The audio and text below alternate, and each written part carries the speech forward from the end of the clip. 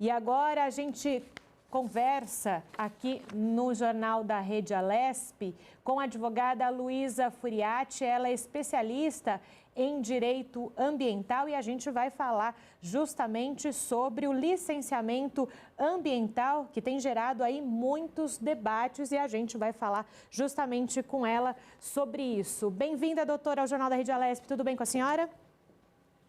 Olá, tudo bem? Bom dia. Bom dia, doutora. Eu gostaria que a senhora começasse, então, a nossa entrevista contando para quem está em casa sobre a proposta, então, desse PL 3.729 de 2004, né? Faz tempo. Faz tempo, né? O tema do licenciamento ambiental, ele é muito polêmico. Então, em 2004, quando houve a propositura, já se discutiu muito sobre para que se serviria essa lei, né? Qual que seria o objetivo? Ela vem como objetivo de regular e dar normas gerais para o licenciamento ambiental no Brasil, porque hoje nós temos normas muito segmentadas, né? Não existe uma lei federal que discipline, que regulamente, que apresente todos as diretrizes para o Instituto do Licenciamento Ambiental. Então, esse era o espírito da lei em 2004, mudou muito, né, para 2021, a gente teve muitas emendas, muitas discussões, o texto foi aprovado agora na Câmara e já está encaminhado para o Senado. A relatora no Senado é a senadora Cátia Abreu, e a gente ainda tem mais uma etapa de discussão até finalizar essa proposta da Lei Geral do Licenciamento Ambiental. Doutora, é uma questão, né? A gente começou falando, né, de 2004, há muito tempo, né? A senhora disse, nesse período, claro, depois de mais de uma década, muita coisa mudou no entendimento de lei, mas o que não muda é essa questão ambiental e se tornou, talvez, nessa pandemia, nesses últimos meses, algo ainda mais discutido, essa questão de sustentabilidade, questão de meio ambiente. Apesar de agora estar em votação, qual que é a análise hoje que se faz dessa questão ambiental aqui no Brasil? Por que demorou tanto tempo para que isso fosse aprovado? Não deveria ser algo mais corriqueiro?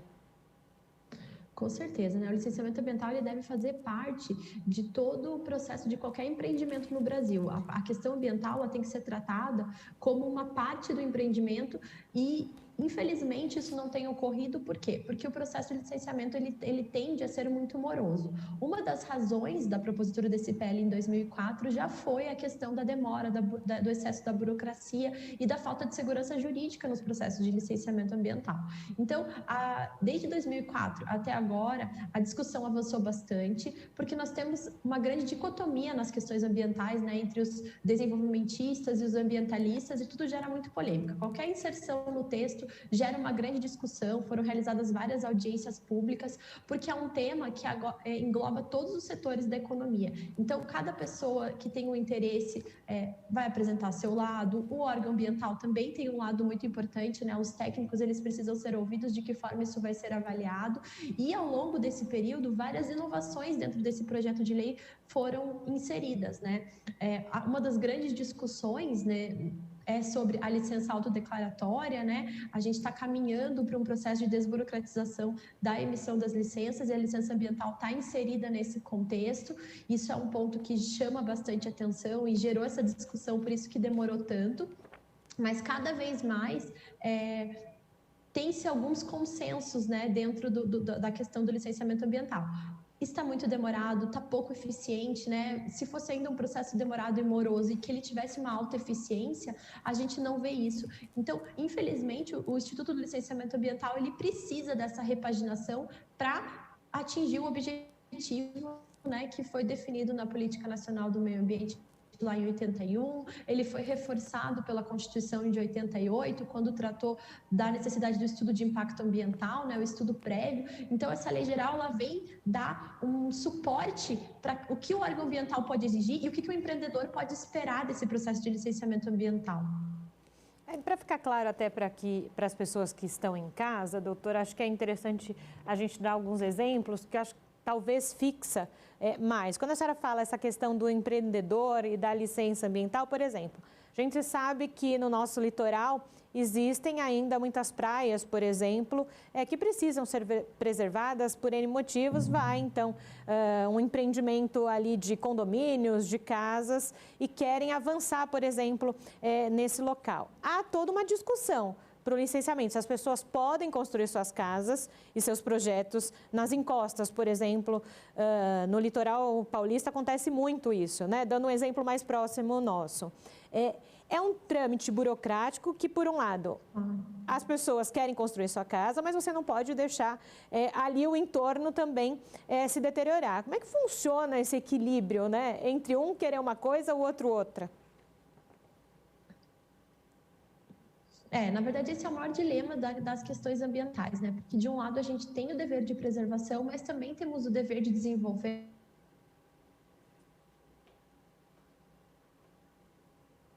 A gente já volta aqui com a doutora Luísa falando sobre essa questão de licenciamento ambiental, que aqui no nosso país é muito importante.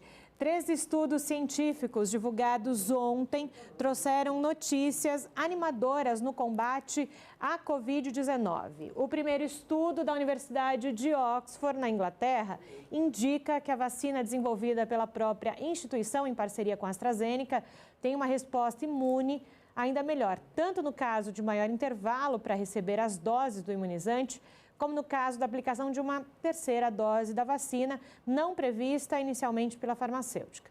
A segunda pesquisa, publicada pela revista Nature, conclui que vacinas com a tecnologia de RNA mensageiro, como as da Pfizer e da Moderna, podem garantir uma imunização mais duradoura. O último estudo foi feito na China e divulgado pela revista The Lancet.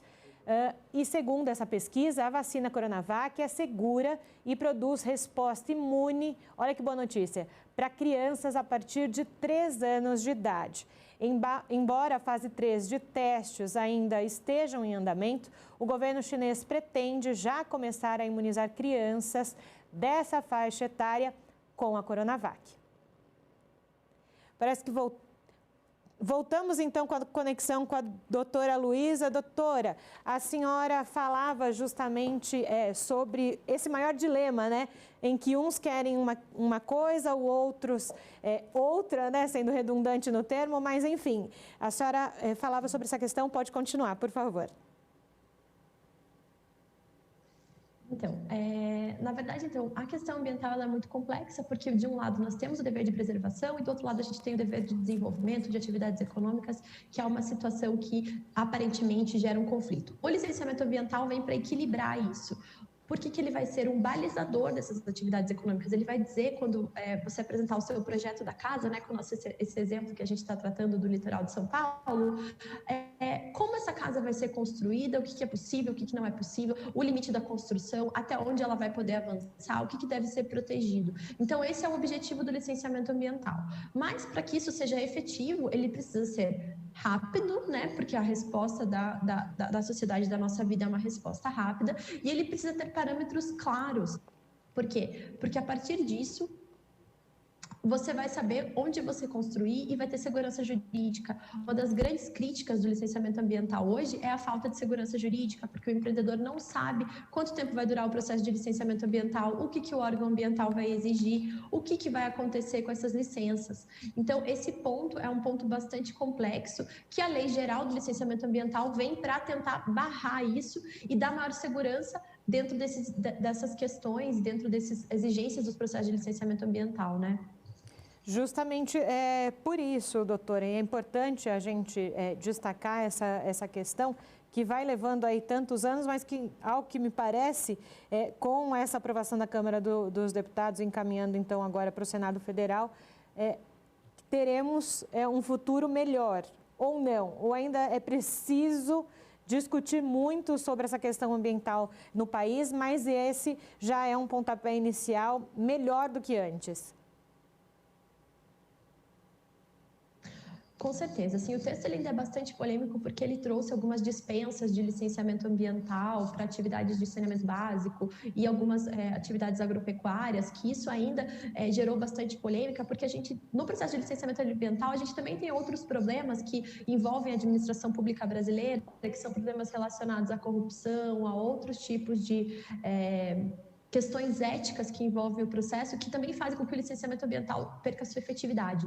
Mas, com certeza, essa lei geral, ela vai dar um norte, vai dar uma segurança, vai ser possível discutir pontos ainda no Senado, né, que provavelmente essas questões vão voltar, mas a base do texto vai ser positivo, sim, vai dar maior segurança jurídica, vai dar segurança para os estados também abrirem o seu licenciamento ambiental de uma forma mais uniforme, né? Hoje nós temos muitas diferenças nos estados pela falta de uma lei geral na União, e nós temos muitas diferenças nos estados de que forma de que licencia. São Paulo tem a declaração do licenciamento autodeclaratório, outros estados não têm, e isso também vai fazer com que haja um fortalecimento da questão ambiental, porque a gente sabe do que esperar, o que precisa proteger efetivamente. Agora, doutora, a senhora falou há pouco sobre a questão da desburocratização, né? Então, eu gostaria que a senhora contasse de um modo sucinto quais são, então, essas novas questões que esse novo texto traz.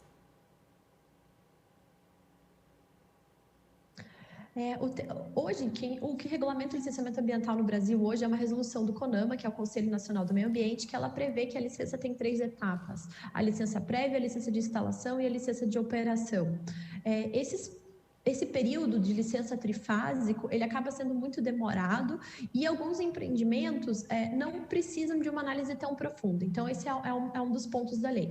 A desburocratização acontece quando a legislação cria outras modalidades de licença que serão feitas de uma forma única, né? Por exemplo, a licença ambiental única, a licença ambiental declaratória, a licença simplificada. Então, esses instrumentos que vão levar em conta o porte do empreendimento, tá? A capacidade de poluidor, ela é determinante para que tipo de licença vai ser emitida e vai fazer com que situações mais simples tenham uma resposta mais simples do poder público, e vai continuar com que casos mais complexos, né, impactos ambientais mais significantes, exijam um processo mais completo, com estudo de impacto ambiental, com relatórios, com monitoramento mais ativo do órgão ambiental, para que essa licença efetivamente evite os danos e, em caso de acidentes, alguma coisa assim, a licença já tem um plano de contenção robusto. Então, a legislação ela vem com esse norte para ocorrer essa efetiva desburocratização.